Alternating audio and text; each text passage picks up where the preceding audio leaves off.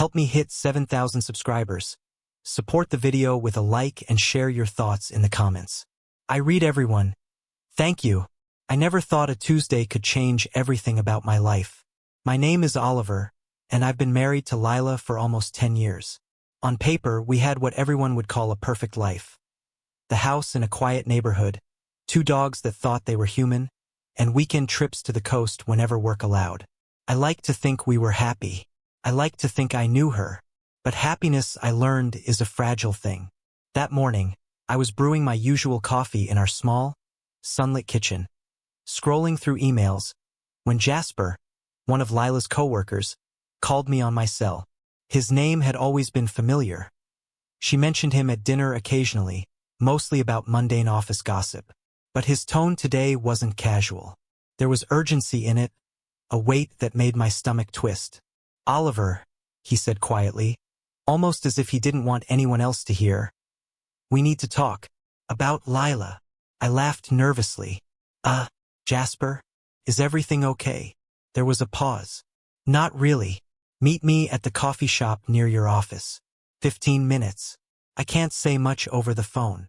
I hung up, my hands trembling slightly. My mind ran through every scenario, each more absurd than the last. But something in his voice had shattered the usual morning routine of my calm certainty. I threw on a jacket and drove over, telling myself I was just being paranoid. Jasper was already there when I arrived, sitting at a corner table, half a cup of black coffee gone. He stood up, looked me straight in the eyes, and gestured to the booth. I sat, feeling the strange combination of anticipation and dread. "Oliver," he began, keeping his voice low. "I didn't want to get involved, but I can't sit by anymore. Lila, she's not who you think she is." I blinked. "What do you mean?" He leaned in, lowering his voice even more. "She's been hiding things. Not just little lies, bigger, dangerous ones. I didn't know if I should tell you, but you deserve to know." I felt my chest tighten. My mind immediately went to worst-case scenarios, betrayal, heartbreak, the images that horror movies use, only this was my life. "Tell me, please." Jasper nodded and reached into his jacket, pulling out a small notebook. He opened it, as if revealing a treasure map of secrets. "Lila has been involved in something. I don't even know if she knows how far it goes. There's someone else in the picture, yes, but that's not the full story. She's in danger, Oliver. She's tangled up in a way that could ruin both of you if you don't handle this carefully." I felt my world tilt. The coffee shop, the murmurs of people around us, the clinking of cups. Everything faded. I kept thinking, tangled up in danger? My Lila? It didn't make sense. Lila had always been meticulous, charming, careful in her actions. "Why are you telling me this?" I asked, my voice barely above a whisper. "Because," Jasper said, leaning back, exhaling slowly, "I can't watch her destroy herself or you without trying to help, and I can help you fix this. But there's a price. An arrangement you might not like at first." I froze. "A price? What do you mean?" He hesitated, scanning the coffee shop as if the walls had ears. "I'm talking about an opportunity, a way to protect her, and you, but you have to trust me completely. No questions. Just follow through.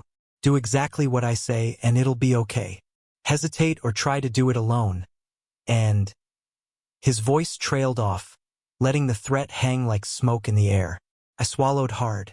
I wanted to protest, to walk out, to tell him I'd handle it myself. But deep down, I knew I wasn't equipped for whatever storm had quietly been brewing under the surface of my marriage.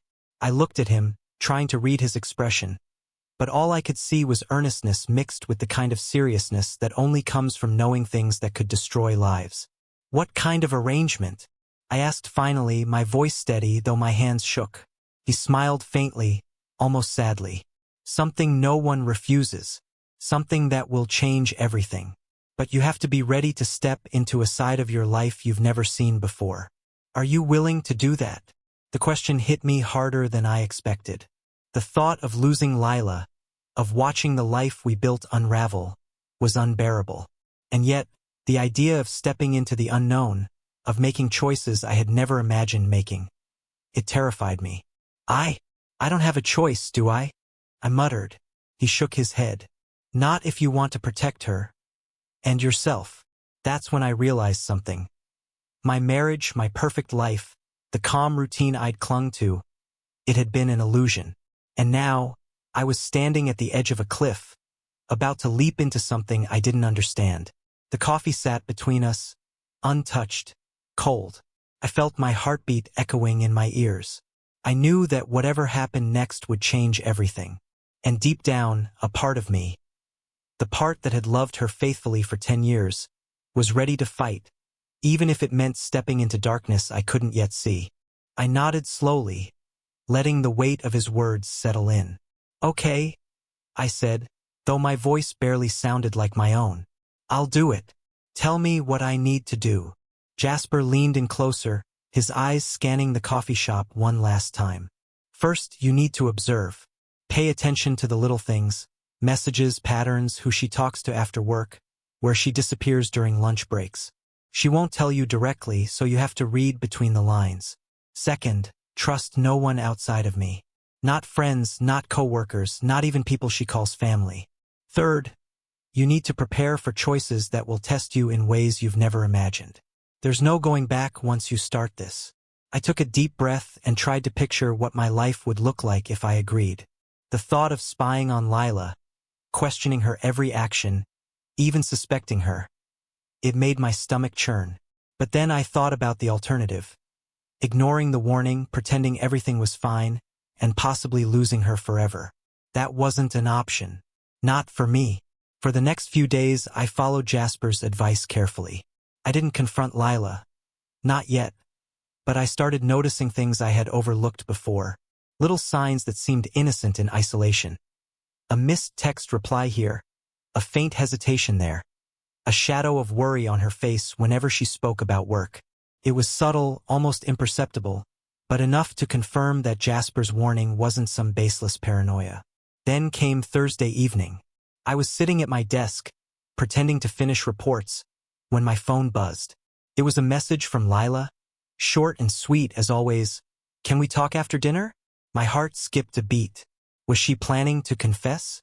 Was this an accident? Or had she realized I was noticing something? When she came home, she seemed ordinary, cheerful, smiling, placing her bag on the counter. But I noticed the quick glance at the door, the slight hesitation in her steps.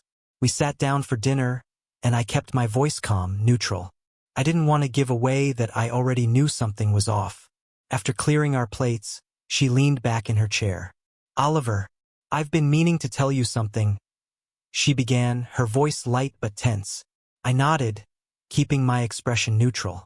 Okay. She hesitated, then looked away, fiddling with the napkin in her hands. That's when Jasper's words echoed in my mind. Read between the lines. I leaned forward slightly, offering silent encouragement.